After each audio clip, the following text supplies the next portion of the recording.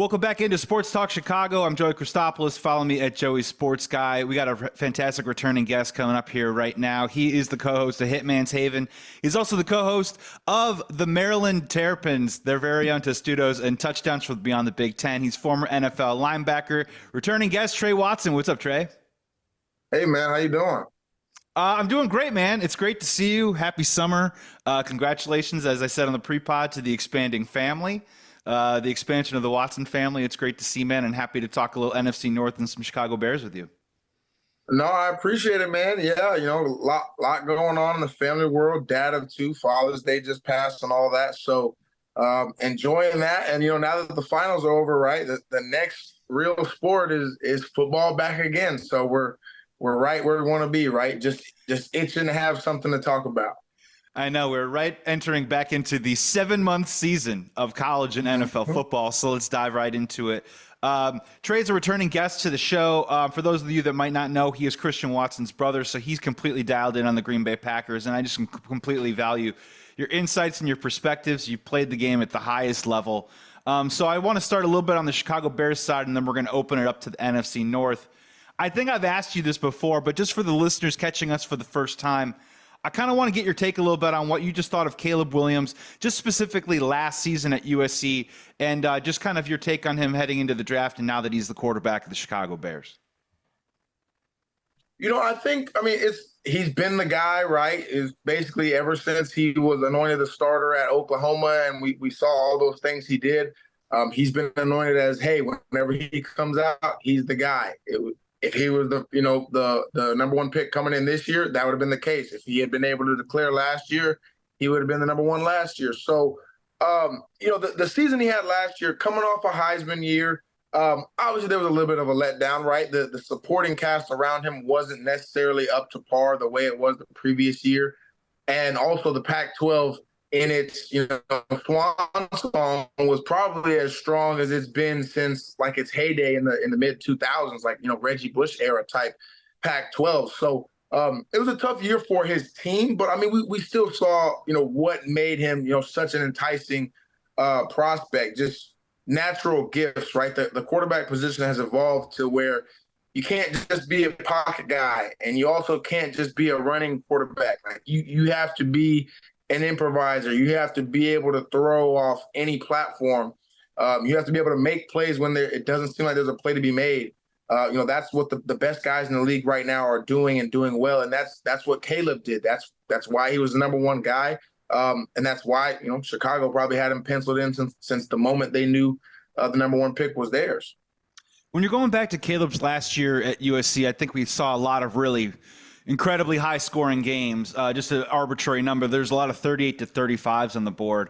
As a former player on the defensive side of the ball, I don't even know how often you've got yourself into those types of games. I mean, you're a former Illini football player too as well. But when you're in that mode and when it's starting to look like, it's 38 to 35 or 50 to 45, whatever the score is, what kind of mentality does that play into a player on the defensive side or the offensive side where you got to say to yourself, if we don't score here, we can't keep up, or the defensive side, if we can just get one stop here, maybe that's the game. And those are the types of games that Caleb was in last year. Does the mentality change a little bit when you get into that type of back and forth?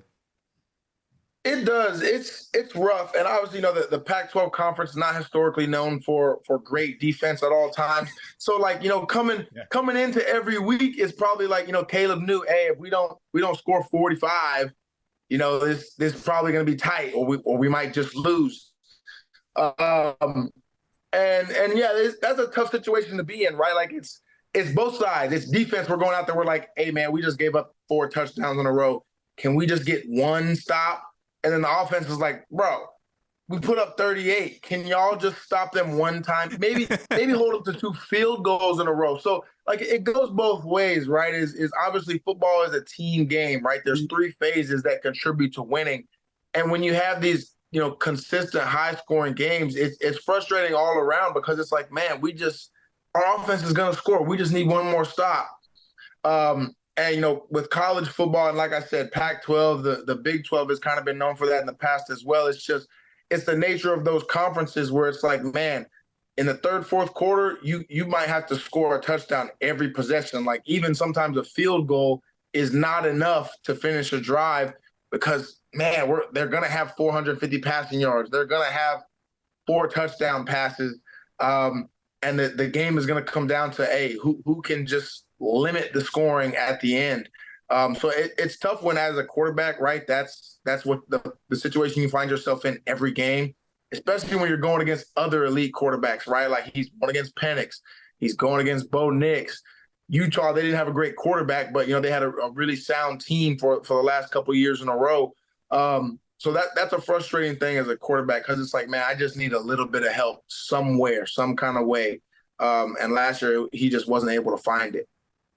We're talking to former NFL linebacker Tre Watson, former Illini football standout Tre Watson here on Sports Talk Chicago. So just leading into that, I mean, just kind of bringing into the backyard of what Chicago sports is kind of dealing with right now. I feel like some of the conversations have grown a little bit tired about Caleb's talent, and it's more about picking at some of the things, some of the criticisms, and a lot of the stuff is off the field. We'll get to off the field in just a second, but one more on the field for you. When you hear the phrase hero ball, as a former defensive linebacker, as a former NFL player, I want you to just kind of tell me, when you hear the word hero ball, what does that mean to you? And did you see that in some of Caleb's game last year? So, hero ball, right? Like when we're talking about it, it's almost always coming with a negative connotation, in my opinion.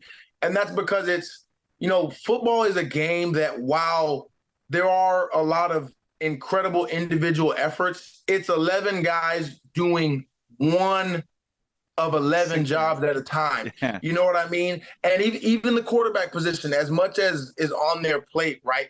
Knowing the play, knowing what everyone has around them, knowing protections in the front, knowing, RPOs. I have a run read, a pass read. I have to read the coverage. I have to go through my progressions and pass plays, all these different responsibilities. That's still only one of 11 jobs on the field at one time, right? So it's when it becomes I'm trying to compensate for someone else who I think isn't going to do their job right, or who I think isn't going to be able to get it done to the level that I think they should get it done. That's hero ball. And that's when it becomes, okay, now you're forcing issues when a lot of the times maybe they aren't even there, right? And that's what, I think, were there some instances of it last year with him? Probably in some games. It's also, I don't want to get too deep into that stuff because, like, we don't know the calls, right? We're not in those huddles. We don't know who has what job. And that's why it's not always easy to point the blame at stuff like that. I pick out what I can see, right? Like, okay, did he leave the pocket before there was pressure? Okay, yes or no. If he did, he was probably thinking there was a problem when there really wasn't. Was the receiver open? Did he miss the pass? Was there a way to fit that pass in, or was there not? That's a simple yes or no. Those are the things we can evaluate and we can know. The rest is up to coaching staff to say, hey, this guy does what we ask him to do on a consistent basis. Hey, this guy doesn't do these things. These are the things we have to improve. These are the reasons maybe we have to go with a different guy, right? So, like, I don't think Caleb is going to struggle with the hero ball thing coming into the NFL. I think he'll understand, hey, this is what they're asking me to do. This is how I can use my skill set to then, compound what they're asking me to do and make things even better, right? Because what people may not understand is, like, what sometimes may appear as hero ball is just an incredible individual effort. Yeah. A blitzing linebacker is free to the quarterback. I make him miss.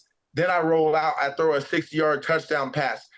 That is not, hey, I had to do that. That's this situation presented itself. If I didn't do my job here, we weren't going to be able to get it done. So being able to distinguish between those two things, I think, will be big for Caleb, and obviously limiting the hero ball instances and just doing what needs to be done when it needs to be done, and then, putting his Caleb Williams flair on it that made him the number one pick when he has to. That's, what'll generate success for him in Chicago. That's a really important insight I think that Chicago Bears fans need to hear, because as someone who has loved the game his whole life but never played the game, I think it's that type of nuance that when I hear that phrase hero ball, I think it's something that I resist using at all times, and it's a narrative that keeps getting into Caleb's game, where you're exactly right, where you're not exactly sure what the call is. You don't exactly know. So, I mean, because sometimes with rookie quarterbacks, it is about taking those small victories with those check down plays, but it's also a matter of him taking his God-gifted ability and doing something with the football that maybe no one else can possibly do. And there's a lot to do with that trust factor too as well. So my question for you is, if they brought Tre Watson into an NFL defensive backs or defensive linebackers room, how would you try and scheme up, game plan, attack a rookie like Caleb Williams if you were going up against him? What would be your install, or what would be some of the keys that you would try and to use to maybe give him a hard time? I think anytime you're going against a young or inexperienced player at your level, you want to make them have to think things are happening faster than they actually are. Sometimes they might actually be, right? Like sometimes, hey, there might be a free rusher and I have to get the ball out now, or it's a sack. Other times you're able to disguise things and simulate pressure that's not always really there. Roll coverages to make him, hey, pre-snap, I think it's cover 3. I think I have this read. We roll, it ends up being cover 2, cover 4. Now he throws into a tight window, or, my guy's right there. Now we intercept the ball and we make a play. So that's what I would do. Is I would like to apply pressure early and often, especially on passing downs, because even though he is so gifted with his feet, right, he's going to be processing information at a new level at the NFL. As gifted as he is, these guys are all bigger, faster, and stronger than he's ever dealt with all at one time.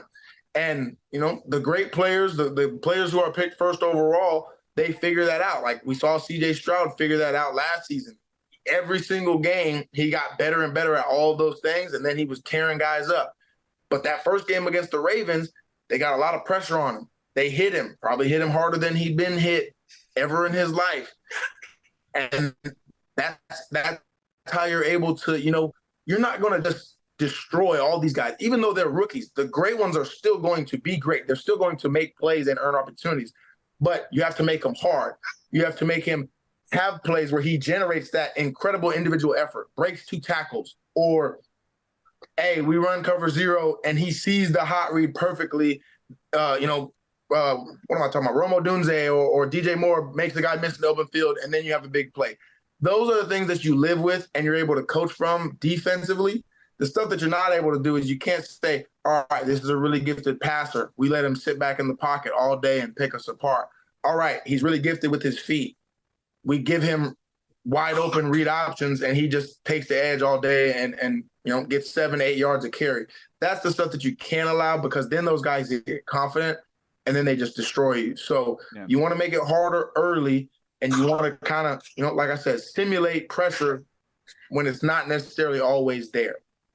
Yeah, and that's the maturation process for any young quarterback. And I think we're going to probably see that with Caleb Williams, where I hear it all the time from guys like yourself and other former NFL players. The less you think and the more that you can play fast, the better off that you are. But in this sense, for a younger quarterback, if you actually have them thinking out there, then all of a sudden it kind of can slow that game. It can't slow the game down. It speeds it up a little bit, and that's where some of those younger players have a hard time. Last question before we hop over to the NFC North, and we have a special guest here also with us, joining Tre Watson here on Sports Talk Chicago. My question for you is on the coaches side of things, because I think you've been in these rooms before with these high-level college coaches and these NFL coaches. And I have a theory, and I want to get your take on it, and please dispel it if you think I'm a little off base. There was a lot of talk with Caleb Williams heading into the draft about his personality off the field. Can he be a leader? We all know the buzzwords of the painting of the fingernails or crying with his mom after games. God forbid someone show emotion on this planet Earth. Well, my question for you is, with some of these coaches, you've talked to so many of them, is it to their advantage, their preference, that football players maintain a more monolith personality? Or do they just kind of look for the same guy? They just want the dude who eats, sleeps, drinks, plays football and just lives that life? And is there something about coaches that naturally kind of brush against anyone that has any sort of personality that maybe goes outside of the game? Can you talk about that a little bit? And is that possible with some of the things that we heard about with Caleb Williams heading into the draft? Because he seems like he's crushing it here in Chicago. The fans love him. He's doing everything right now. So it sort of seems like BS, some of the things that they said about him off the field. So was it turned more into a coach's thing than maybe a player thing? Yeah, I think part of it definitely can be like, all right, a coach had a guy who, they had a bunch of success with at one level, like, Urban Meyer with Tim Tebow, Bill Belichick with Brady, Ben Roethlisberger with Tomlin, and you say, okay, well, this is the, the one who the mold fit me the best, right? And he, I like that, and we were very successful, so I want all of them to be like that. Well, the problem is no two guys are built the same. And in an NFL locker room, right, like you have 53 plus personalities all at one time. They're all so very different. They're all guys in different stages of life. And also, it's 2024, man. There's a lot out there in the world that just people have different opinions. People have different flair and aura about them, and they go about things in a different way. But what actually matters in the locker room is, when you go out there and you put your helmet on and the guy calls the play, do the other 10 guys around him say, hey, this is our guy. We know he's going to get it done. I want to get it done for him because he's our guy. It doesn't matter if he's gay, straight, has fingernails painted, doesn't. He's white, black, purple, green. None of, he likes trucks. He likes fast cars. Who cares? Nobody really cares about any of that, because there'll be people who the media and even coaches sometimes will talk about, as, oh, well, this guy needs to straighten this up and he needs to handle this better. But in the locker room, everyone loves that guy and everyone enjoys playing with him and, would go to bat for that guy any day of the week, on the football field, off the football field. You could call them anytime and they would come to your aid. So it's about what fits in the locker room, what fits in the huddle. And that guy can look different every single time, and he'll look different on every single team. It doesn't really matter what their approach is. There's no one approach that works the best. The Brady style, the Aaron Rodgers style. As long as that style leads to cohesiveness and guys wanting to play with each other and enjoying playing with each other, the chemistry will be there, and the wins are likely to follow. The roadmap to get there can look different every single time, though. And show up to camp in shape, right? And pass your conditioning test. That's definitely a big part of it.